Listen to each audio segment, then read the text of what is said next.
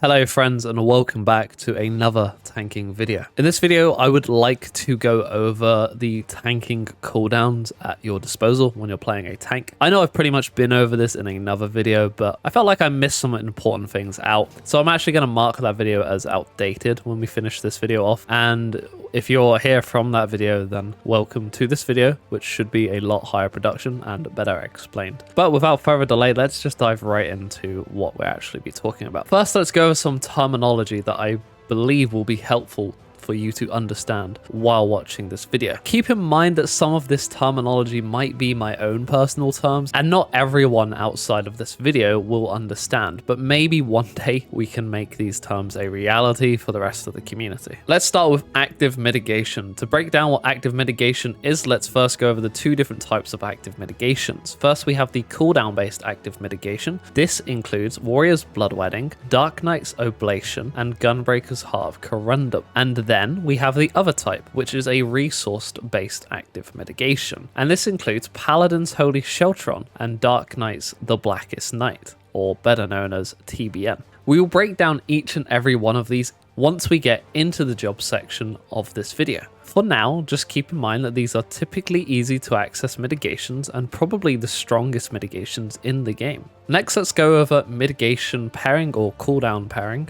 And this is when we pair two or more mitigations together to further reduce the damage we take. For example, Rampart plus our active mit plus reprisal. And just as a disclaimer, I know I went over it in a previous video how mitigation loses value when you pair multiple together. This is true, but you shouldn't let that discourage you from mitigation pairing. It's still very much a valid strategy when it comes to tanking. Sometimes a single cooldown mitigation just doesn't cut it. It could be too weak on its own, or a tank buster could be coming up which deals heavy damage. We ideally want to pair mitigations in these scenarios to avoid lethal damage that could kill us and lessen the burden of the healer. I'll go into this a little bit more in detail when we go into the specific active mitigations along the way when we are talking about them in their specified job category. So for now, just keep this in mind. This is what active mitigation is and what it does. Next, we will talk about cooldown rotating. This is a very important skill to have as a tank, and it varies tank by tank and fight by fight. But we will go over some basics to create you a good starting point of how to correctly do this, with some rules to follow. But let me explain what a cooldown rotation is first. A cooldown rotation is when we rotate our cooldowns, so we always have mitigation up for upcoming damage. So for example, in a wall-to-wall pull, in a dungeon pull, or a tank buster in a raid or trial instance. It isn't limited to those things. For example, in a trial instance, we should be getting the most of our defensives even when a tank buster isn't going out. Using our cooldowns on auto attacks is perfectly okay, and I highly encourage it. As long as you have a cooldown for when a tank buster comes out, then you should be fine. You will get a feel for this over time though, and on a fight per fight basis. Sometimes this isn't always the case though, as some fights can contain tank busters back to back with enough time between them.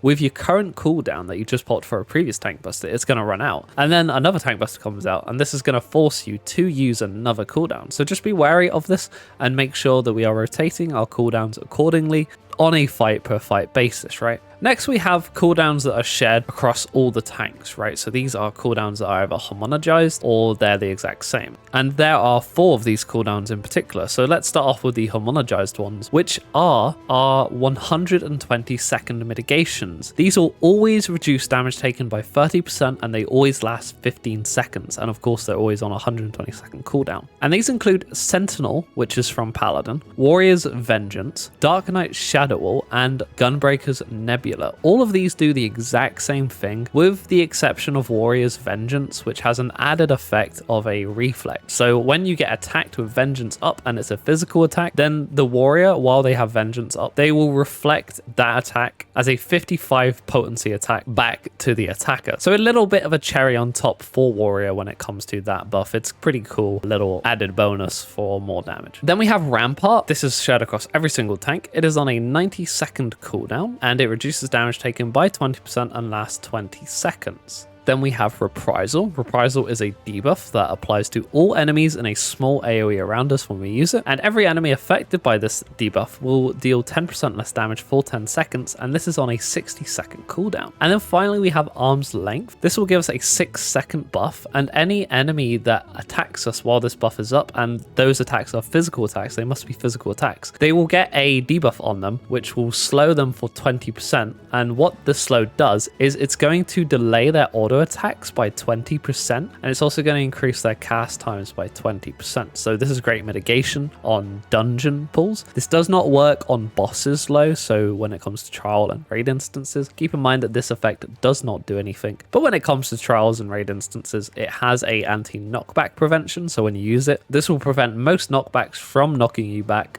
when you use Arm's Length. So just keep that in mind, that does have value inside of raids. Just when it comes to being a cooldown, a mitigation cooldown, it only sees value in that department when it comes to dungeons. Now that we've gone over all the terms and we've gone over all the cooldowns that the tanks share, let's move on to all the unique cooldowns and self-sustain that the tanks have at their disposal. In this part of the video, I will explain every single unique cooldown to all the particular tanks, like I just said, and I'm going to go over how to fully utilize them and, you know, give you some tips and advice on how to do it. And then once I've broken down all of that, I'll quickly run you through how you should be doing this in a dungeon instance. For raids and trials, I cannot tell you exactly how you should be doing this other than just follow the advice that I've given you along the way, because I can't tell you exactly how you're going to map your cooldowns out on a fight per fight basis, because this changes on a fight per fight basis and it's something you're just going to have to get used to by yourself. But don't worry, as long as you have this knowledge and you've watched this video and you've listened carefully, then I'm sure that you will be able to map your cooldowns accordingly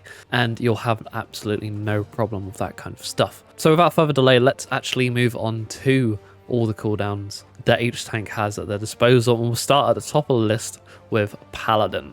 Paladin's active mitigation is Holy Sheltron. Holy Sheltron is a resource-based active mitigation, and the resource that we will be taking from is the Oath Gauge on Paladin. The Oath Gauge will get filled up gradually throughout the course of a fight, because it gets filled up by 5 for every auto attack the Paladin deals. Quite a slow build up, and honestly not a huge fan of how it works, but this is just how it is and what we have to deal with as a Paladin.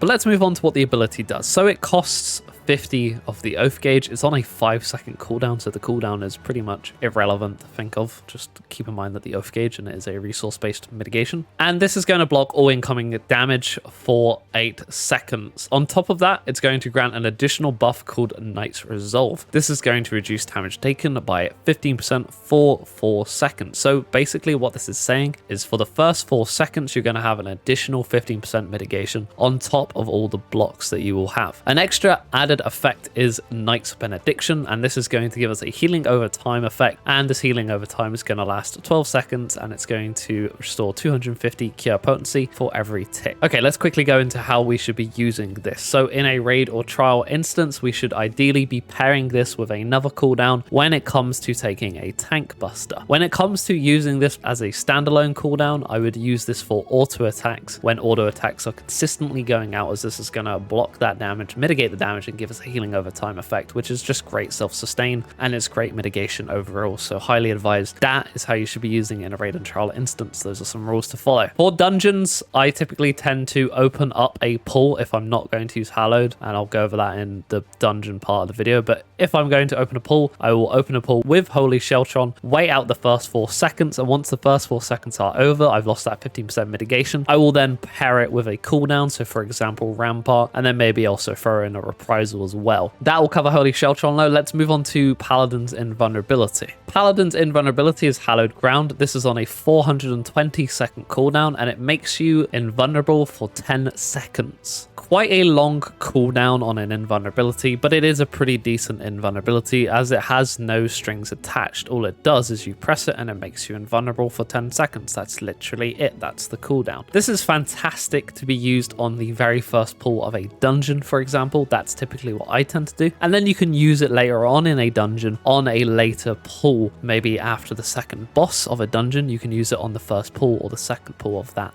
particular dungeon. For a raid and trial instance, just like all invulnerabilities in the game. I would typically tend to use this on a tank buster when I can get away with it. This can cheese tank swap mechanics. It can make you take a double tank buster intended for 2 tanks on 1 tank. There's many uses to invulnerabilities when it comes to tanks. So just keep that in mind. That's genuinely how we'll be using Hallowed Ground in a raid or trial instance, and also how we'll be using it in a dungeon instance. Let's quickly go over the self-sustain that Paladin has, as I feel that is important to go over as well. Holy Spirit and Holy Circle are going to restore 400 cure potency every time we use them. Don't use these without Requiescat low, please, for the love of God, don't do that. But this is a nice little additional effect to Paladin. This isn't something you have to think about at all, by the way. It's just worth mentioning that when you're in your Requiescat combo and you're doing your Holy Spirits or your Holy Circles in a dungeon, then you're going to have some self-sustain by healing yourself as well. So just keep that in mind. Typically, when I do a dungeon pull, I will start with Requiescat and Holy Circle spam. This is going to heal me if I don't have Hallowed Ground up, and it's just better sustain overall, and it's better damage overall. So that's typically what I'll tend to do in a dungeon as well. So keep that in mind. As for raid and trial instances, I wouldn't worry too much about it. You'll probably not be tanking too much as a Paladin, but when you're off tanking and maybe you're actively taking damage, it's a nice added bonus, but nothing more than that. As for Clemency, try not to use this unless you're in a progression instance or you can save someone's life with it. Don't break your back over using Clemency, but I don't want to discourage you from using it also if you feel that you can heal someone and save someone's life with this. Let's quickly go over what it does. It's going to heal a target or yourself for 1000 cure potency. It's going to cost you 2000 MP, and if you use it on another target member, so another party member, it's going to restore 50% of the health that you restore to that target onto yourself. So when it comes to, I don't know, you're doing a dungeon and you've got yourself and a DPS alive and you're like, oh god, how are we going to do this, right? Just Clemency your other DPS, for example, if it's just you and a DPS, and it's going to heal you a bit as well. So in these sort of clutch scenarios that you can maybe save a run, save a pull, whatever, then just keep that in mind. Clemency is it's good, okay? It's not a bad ability. It's just trying not to use it when you don't need to use it. Only use Clemency when you need to use Clemency. Rely on your healers for the most part. That will go over the self-sustain on Paladin low and pretty much all of the unique active mitigations that it has at its disposal. Let's move on to how we will be doing a trash pull in a dungeon when we're on Paladin. So I'm going to quickly go over this. As a Paladin, I will open the first pull with Hallowed Ground. Once Hallowed Ground is over, I will pop a Holy Sheltron, and I will wait the first 4 seconds of the Holy Sheltron because I want to get maximum value out of this. Remember, cooldown pairing and maximum value and all that sort of stuff. So once those 4 seconds are over and it's just the block rate, I will then proceed to pop a Rampart and a Reprisal. This is further going to mitigate the damage that I take, and by the time all that's over, the dungeon pull should be dead. If it's not dead, maybe throw in another Holy Sheltron. On the second pull of that dungeon, I will then again open this pull up instead of Hallowed Ground because it won't be up. I will open this pull up with a Holy Sheltron instead, and for the first 4 seconds, I won't pop anything else. Once those first 4 seconds are over, I will then pop a Sentinel, and I will let that Sentinel play out. Once the Sentinel is down, I will then use a Reprisal and Arm's Length, and if I have another Holy Sheltron, then I will pop another Holy Sheltron if I have the gauge for it. Once the Arm's Length and Reprisal has ran out on all the enemies and all that sort of good stuff, then I will proceed to use Rampart if it is back up. If it's not back up, I'll just use a Holy Sheltron by itself, but if it is up, then I'll use Rampart and Holy Sheltron, and then by the time those are all over, the dungeon pull should be dead. On bosses, I don't worry too much, and this is a reoccurring theme for all tanks. Don't worry about mitigation too much on bosses. Just mitigate accordingly, of course, when it comes to bosses, and you know, keep in mind that you do have mitigations there at your disposal, but for the most part, bosses hit like wet noodles and you don't really need to worry about them too much. After the first boss, you will then notice that you don't have Hallowed. You open the next pull up with. This is fine. All you do is just repeat what you would have done but without Hallowed. So open the pull up with Holy Sheltron, and then once the first initial 4 seconds of Holy Sheltron's mitigation is over, you still have the 4 seconds of block rate, but once that's over, you then will have Rampart back up. So pop that Rampart and also Reprisal. Pop that Reprisal. After the Rampart and Reprisal is over, hopefully the trash pull is dead. If not, throw in some Holy Sheltrons and that should last you until the pull is dead. On the next pull, same as we would do on the previous second pull. Open the pull up with Holy Sheltron. Once the first 4 seconds are over, use Sentinel. Once that's over, use Reprisal, Arms the Length, Holy Sheltron, and then once that's over, we can move on to another Rampart. And that is how we will be mitigating dungeon trash pulls as a Paladin. And as I've said, just keep in mind of everything that I've noted and all the advice that I've given you along the way and how to really use your mitigation for raids and stuff like that. You're gonna figure it out by yourself, don't worry, you'll be fine. Anyway, moving on. Next, let us move on to Warrior. Warrior is pretty easy when it comes to mitigation. You can't really go wrong, but let's cover it anyway, as there might be some important things that you could have missed. First, let's go over Bloodwedding. Bloodwedding is a cooldown based active mitigation. Remember, we went over active mitigations and the two different types. This has a recast of 25 seconds. For the whole 8 seconds, it's going to reduce damage taken by 10%. And during this buff, it's going to also restore HP with each weapon skill successfully delivered. So this is GCDs only. Every time we hit a GCD, it's going to give us 400 Kia potency. An additional effect is it's going to grant Stem the Flow. Stem the Flow is going to reduce damage taken by another 10% for 4 seconds. So for the first 4 seconds of this buff, we basically have 20% mitigation. On top of that, as a little cherry on top, it also grants Stem the Tide. This is going to create a barrier around ourselves that absorbs damage equivalent to a heal of 400 potency. And that's going to last you 20 seconds. It'll probably be gone in a blink of an eye, but it's a nice little cherry on top, and it's great for tank busters as well. So let's go over the usage of Bloodwedding. As you can see, quite the amazing ability. When it comes to raid and trial instances, I will use this more or less off cooldown to sustain myself, but make sure that I always have it up for tank busters as well. When it comes to tank busters and raids though, I will always make sure to pair it with another cooldown, so Rampart or Vengeance. And remember, these you want to be using just before the tank buster goes out, or at least no longer than 4 seconds before it goes out, because you want that 10% extra mitigation from Bloodwedding to last you the tank buster and maybe an auto attack afterwards as well. For dungeons, you can use this by itself, literally by itself for the whole 8 seconds. Why? Because of the heal that it has. For each GCD that we land, we get a 400 potency heal, as we've gone over.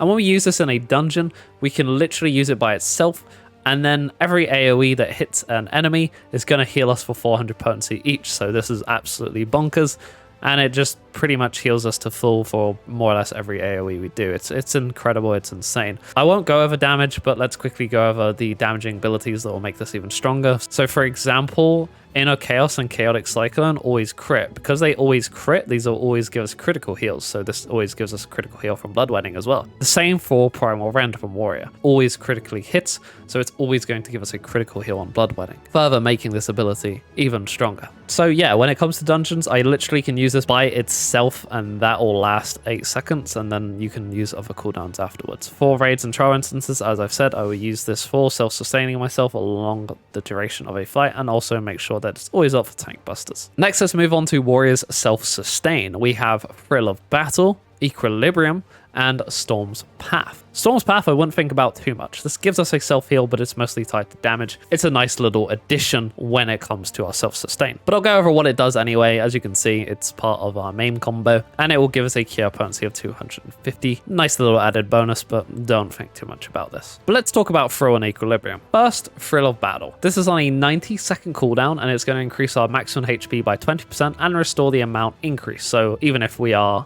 100% HP, we can use this, and it's not going to overheal because it's going to heal the amount of HP that we just increased our maximum HP by. So this can never be used wastefully, really. It also has an additional effect, which is going to increase all the HP recovery via healing actions on ourselves by 20%. So any healers that heal us during this is going to increase that healing output. And this goes for GCD heals and OGCD heals, by the way. This cooldown lasts 10 seconds. Now, keep in mind that additional effect because it is nuts, as I've said. Why is it nuts? As I've said, it scales with literally all your healing abilities. This goes for Equilibrium, by the way. Equilibrium is on a 60-second cooldown, and it restores 1200 Kia potency.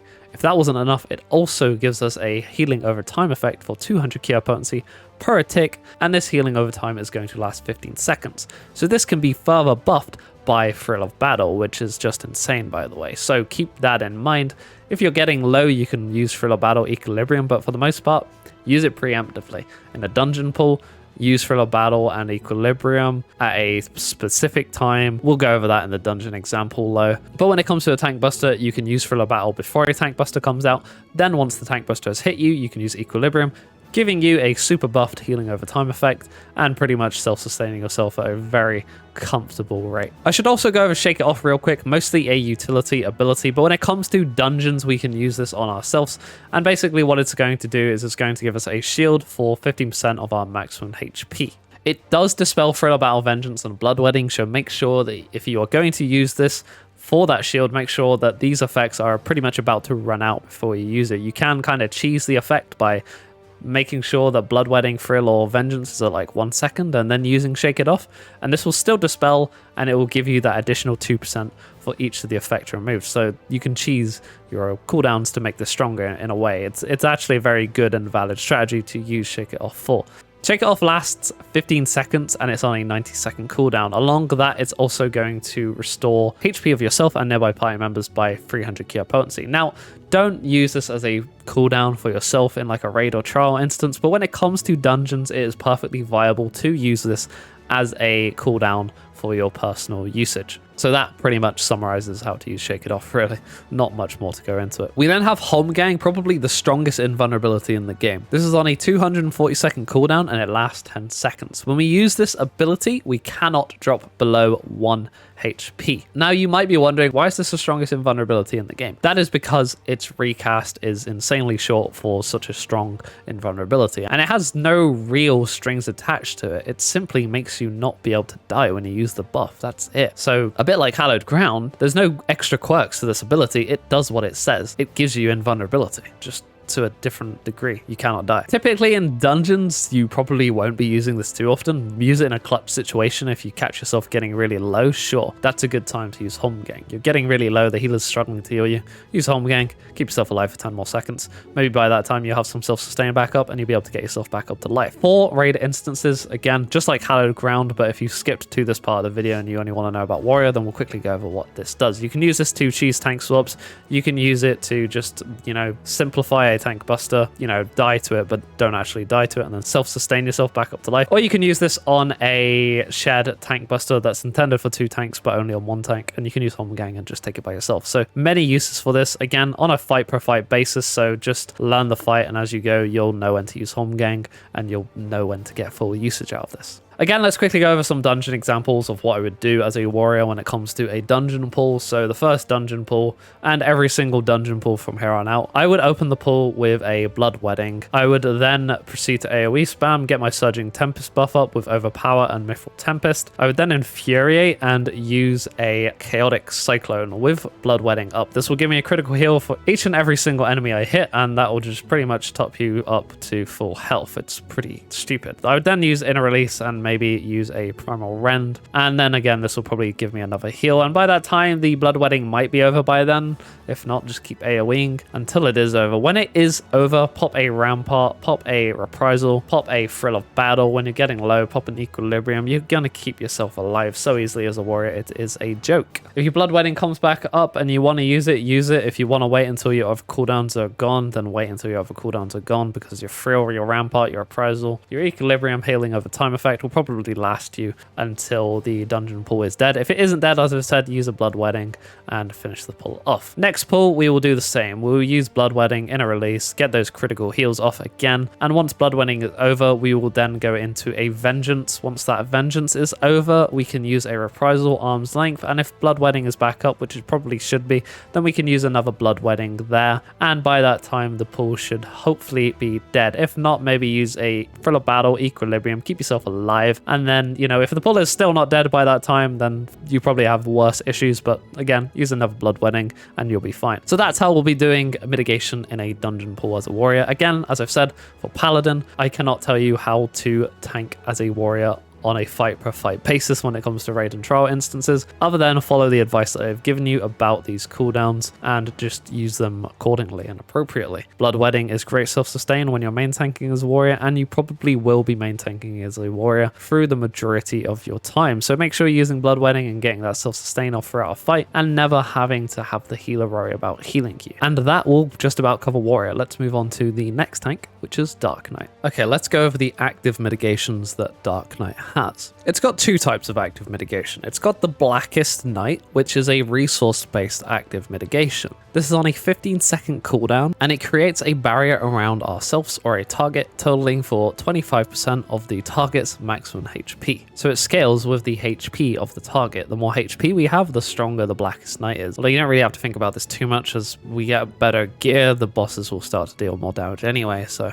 don't really think about that part too much. It also grants Dark Arts when the barrier is completely absorbed, which allows us a free usage of Edge of Shadows or Flood of Shadows. It costs 3000 MP, so that's the same amount of MP as an Edge of Shadow or a Flood of Shadow, but do keep in mind that you can use this to sort of reserve an Edge of Shadow and a Flood of Shadow for raid buffs. Of course, usually when it comes to a raid, it will only be an Edge of Shadow extra usage, but yeah, it can be a DPS increase, but this video is not about doing DPS, although it is important to note that not having your TBN be broken is pretty bad because you more or less just wasted 3000 MP and you don't get your free Edge of Shadow or Flood of Shadow. So this kind of blows, and you should aim to always break your TBN, which is what we call the Blackest Night, by the way. So how would I use this ability? I would use it on, of course, dungeon pulls, and when you do a dungeon pull, use this literally every time it comes back off cooldown. You always want enough MP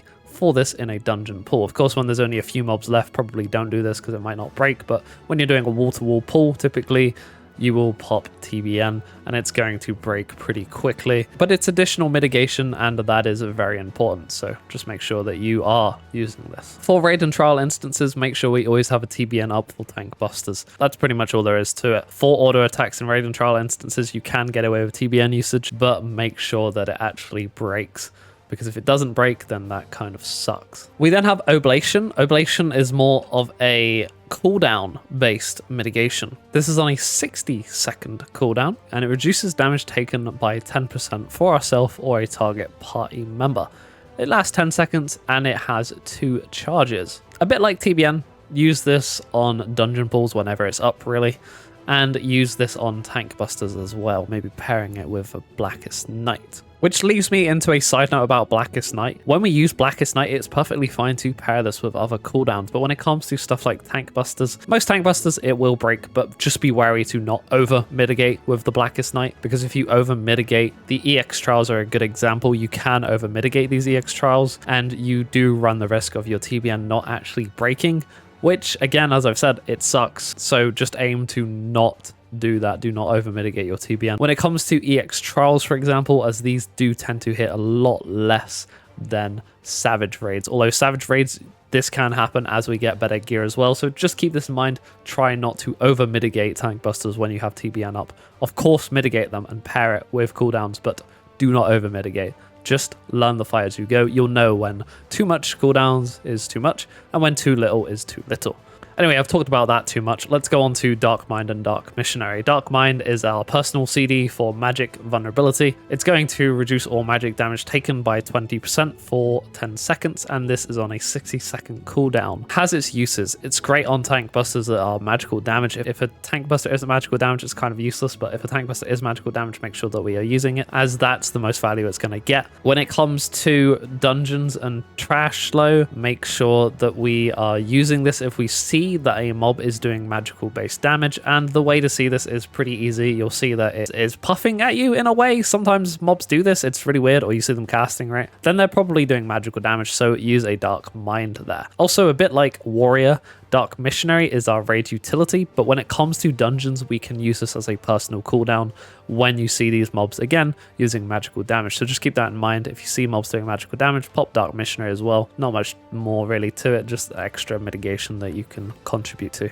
And our last thing is Living Dead. Living Dead is our invulnerability, and it is on a 300-second cooldown. It is probably, if not the worst invulnerability in the game, but let's go over what it does. When we use it, it's going to grant us a buff called Living Dead, and when we die with this buff up, it's going to take the buff away of Living Dead and grant the debuff Walking Dead instead. Walking Dead lasts 10 seconds, and it will allow us to not die when the debuff is active. The only problem is, while the Walking Dead debuff is active, if we do not get 100% of our HP restored in those 10 seconds, then we will just drop dead by the time the debuff expires. This makes Living Dead one of the most quirky and awkward invulnerabilities in the game.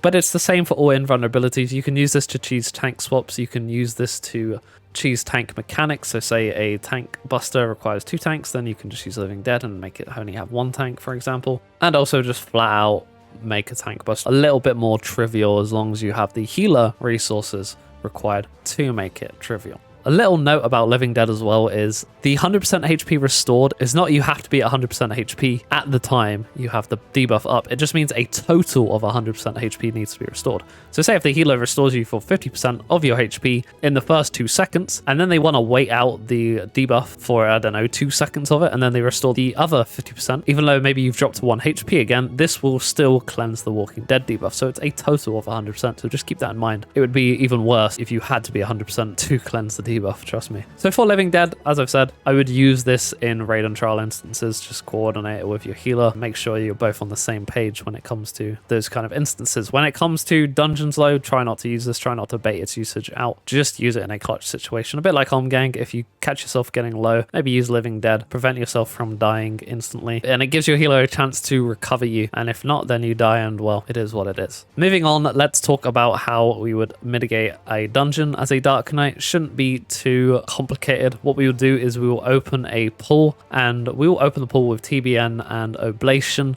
As soon as our TBN has broken, I would then proceed to pop a Rampart and Reprisal. And if you see the mobs doing magical damage, don't hesitate to pop a Dark Mind and Dark Missionary. And also, as a note, continue to pop TBNs when they run out. As soon as it comes off cooldown, pop that TBN. Always make sure that you have MP for your TBNs, as this is just going to relieve a lot of stress from the healer having to heal you. Trust me, I've healed the Dark Knights who don't pop TBN, and it is the worst thing ever. So as a Dark Knight, just make sure you're popping those TBNs, as they really help a bunch and really make up for the lack of mitigation that Dark Knights have. Once your Rampart has ran out, the pool should probably almost be dead by then.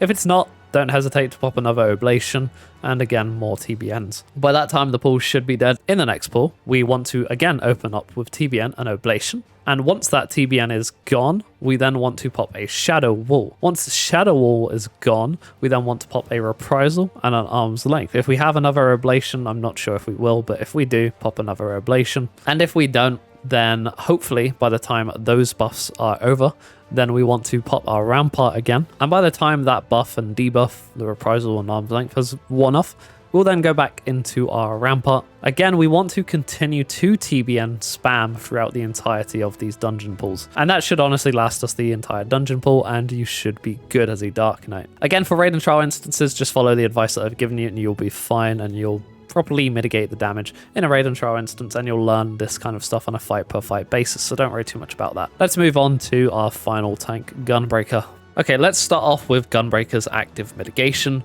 Heart of Corundum. This is a cooldown active mitigation, and it's on a 25-second cooldown. And what it does is going to reduce damage taken by a target party member or ourselves by 15%, but this is mostly about our own personal mitigation, right? And that effect is going to last 8 seconds. It also has this additional effect when targeting a party member while under the effect of Brutal Shell. That effect is also granted to the target, and let's quickly go over what Brutal Shell does. Sorry to make this a bit confusing, but Brutal Shell is our second hit in our initial combo, and what this does is it's going to grant us a 200 potency cure, and it's also going to grant us a shield for the amount cured as well. So that's pretty cool. A little nifty thing about Gunbreaker, and why it's a little bit better as a main tank to other tanks other than Warrior. It just adds to its self-sustain and stuff. It's not too much to think about, but I've noticed when I'm doing dungeons and the healer dies and it's just me and maybe myself and DPS, then I've actually caught myself doing 1-2, 1-2. It feels awful, by the way, but sometimes it's the only way to keep myself alive as a Gunbreaker. It's not as self-sustaining as Warrior, but I've managed to keep my party alive by using Heart of Corundums on them and Auroras on them, and keeping myself alive with 1-2 spam with Brutal Shell. It feels awful, and it feels like I'm just being bad at the game, but it is a way to keep yourself alive. Don't do this unless, you know, the healer's dead and it's like, oh my god, well, how are we going to clear this? Just, you know, that's what I tend to do as a Gunbreaker. It feels bad. It really does feel bad, but it is a last resort, and sometimes that is how it is. Anyway, I'm sidetracking here. Let's continue. Back onto the Heart of Corundum. So we went over, you know, the initial 15% mitigation which Heart of Corundum has, and we went over the Brutal Shell effect, which will give to a target party member. And that's also going to last 30 seconds, so if we use it on another target party member, that's a great little additional effect that we have. It has the additional effect of Clarity of Corundum. This reduces damage taken by a further 15% for 4 seconds. So for the first 4 seconds of the buff, you're going to have more or less 30% mitigation, and then once that's run out, you'll have the last 4 seconds just be 15%. And then we have Catharis of Corundum, and this is going to restore HP when we drop below 50% or when the effect expires, and the HP effect is 900 cure potency for 20 seconds. I don't know if I said that right, by the way, and I don't really care to know either, but that is a nice little effect. It's basically like Scholar's Excog, but on a tank. It's brilliant. So how am I going to be using this exactly? How are we going to be using this? In a dungeon instance, I will open a pool actually with Heart of Corundum, and what I will do is I'll wait the first 4 seconds out, and then once the first 4 seconds are gone, I will then pair it with another cooldown. When it comes to a raid or trial instance, I'll use Heart of Corundum on filler damage like auto attacks and the likes, and when it comes to a tank buster, I'll make sure to always have Heart of Corundum ready and up and use it just before the tank buster goes out and pair it with an additional cooldown as well, and this is going to mitigate a lot of damage at a very comfortable level and completely stress-free for the healers. We also have Aurora. I may as well go over this because this is a self-sustain,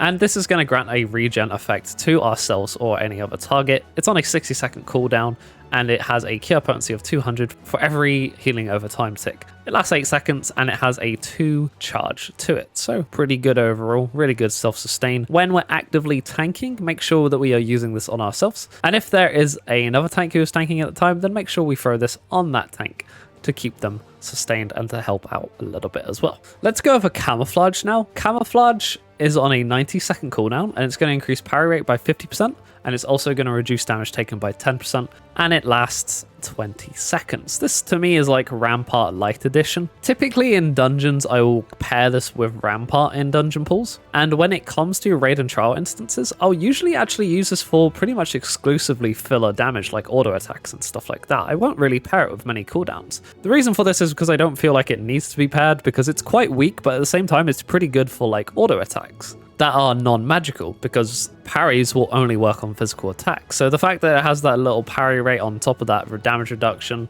and it's just an extra cooldown that we get as a Gunbreaker, is a nice little addition, and I am quite the fan of this. So that's personally how I do it. Camouflage on filler damage in a raid or trial instance, and when it comes to dungeons, I'll just pair it with Rampart. Let's go over Super Blide now, probably the second best invulnerability in the game in my opinion. It's a close competitor for Holmgang for sure. This has a little quirk to it, but what it does is it's on a 360-second cooldown. It's going to reduce our HP to 1, but it's also going to make us invulnerable to most attacks for an entire 10 seconds. So a bit like every other invulnerability in the game, when it comes to raid and trial instances, I'll use this to have cheese tank mechanics, cheese tank swaps, make a tank buster do absolutely no damage to me, or just take a double tank buster that's intended for 2 tanks but only on 1 tank. Again, there's many uses for this, and I cannot realistically go by the uses on a fight per fight basis, but I can tell you that much. For dungeon instances, I'll usually open up a pool with Super Blide, which means I'll then have it for a further pull into the dungeon, which we'll cover in just a moment. Now that I've covered Super Blide, let me just quickly cover Heart of Light. This is our utility ability. Again, this does exactly what Dark Missionary does. It reduces magic damage taken by 10% for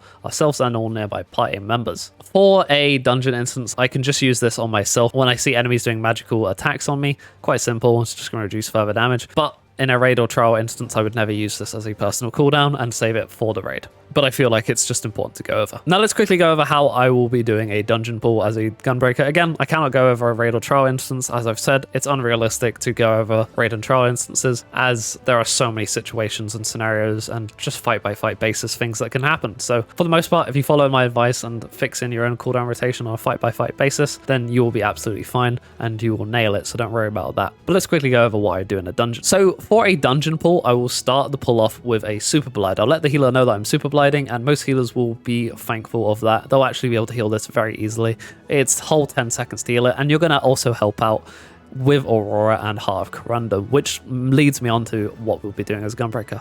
So we open the pull up with Super Blide, as I've said. We'll use a Heart of Corundum when it's about 1 second or 0 seconds about to expire, and we'll also use an Aurora as we pop Super Blide. This will help heal ourselves back up to a healthy level as we're at that really low HP. As I've said, once the Super Blide has ran out, we'll have Heart of Corundum up. Once 4 seconds have passed with a Heart of Corundum, when we lose the polarity of Corundum, we will then pop a Rampart, Camouflage, maybe do a GCD in between, and then pop a Reprisal, and this should last us the entire dungeon pull. If it doesn't, then pop another Heart of Corundum near the end and you'll be fine. On the second dungeon pull, we will open the pull up with another Heart of Corundum. After the first 4 seconds is over, use a Nebula, And then once the nebula is over, we will use a reprisal and arm's length, paired with a Heart of Corundum if it's back up by that time, which it should be. After that, our camouflage and rampart should be back off cooldown. So we'll then use camouflage and rampart. And that should last us pretty much the entire dungeon pool. If it doesn't, just pop another Heart of Corundum near the end and you'll be good. After we beat the first boss, we mitigated it, whatever, right? We won't have Super Blide for this pull, but we'll pretty much do the exact same thing, just without Super Blide. So we'll open the pull up with Heart of Corundum, wait 4 seconds, use camouflage, rampart, reprisal, and then that should last the whole pull. If it doesn't, another Heart of Corundum at the end. Then the second pull after the first boss, we'll open the pull up with Heart of Corundum. Then once the first 4 seconds is over, use Nebula. And then once Nebula's over, reprisal, arm's length, Heart of Corundum, and then our rampart and camouflage should be back up and the pull should be pretty much over. And that should just about cover every single tank cooldown in the game, including their mitigation cooldowns, self-sustain and shields and all that good stuff. I hope this video has proven informational to you if you've ever been any bit confused about this kind of stuff, or maybe you want to get into savage raiding or whatever, then hopefully it will help you understand as a tank how your cooldowns work, how they function, and just a bit of advice on how to use them. Quite a higher production video. I've gone over every single tank in the game and told you pretty much how to use all the cooldowns and invulnerabilities. Of course, I do apologize that I cannot realistically provide you examples and stuff of how to properly use all your cooldowns and mitigations and invulnerabilities when it comes to raid and trial instances, because it's just not realistic to be able to do that. So as much as I apologize to do it, I cannot realistically do it. So please understand that. But I do hope you enjoyed it, and I hope it will make things easier for you when it comes to tanking these raid and trial instances, and even if it doesn't, at least help you in dungeon instances as well, just make your dungeon experience a bit easier, and that should prove at least valuable to you guys, and I hope it does. And I do apologize, my voice is probably just about to go out. This is my second take of this video. I had some struggle with the first take, I don't know why, but I wasn't happy with it. Even though I'm reading off a script for the most part, it's still, I drag stuff on and it doesn't make me happy, so this is my second take. My voice is killing me. I hope it's been a good video either way, and I really do hope you enjoyed it. So if you liked the video, please do give it a thumbs up. I'd really appreciate that. And if you enjoyed the content overall and you haven't subscribed yet, then please do consider hitting that subscribe button. That would really help me and the channel a bunch. And if you think I've forgotten anything, think anything important is left, then please do let me know in the comments below. Or maybe if you just want to give an example of a good CD rotation in a certain fight, just don't give spoilers out. That's all I'm saying. I don't mind saying P3S or P4S, whatever. Just, you know, don't name drop the extreme trials or anything like that, and I'll be fine with those comments. That's absolutely fine. I'll accept that, and it would be appreciated overall. It would help me and it would help the algorithm notice me. So if you'd like to support me further via non-monetary means, I have a Twitter which you can follow. I have a Twitch which I have plans to stream more in the summer with a streaming schedule hopefully, and just a bit of a more of a branch out into Twitch. But don't worry, YouTube's still my primary focus and it always will be. And also the Discord as well. If you want to join the Discord, ask some questions, just hang out with some fellow FF14 players, then it's there for you to join as well. Would love to see you in all of those, so I look forward to seeing you there, and I look forward to seeing you in the next video. So until then guys, take it easy, stay safe, we out, goodbye.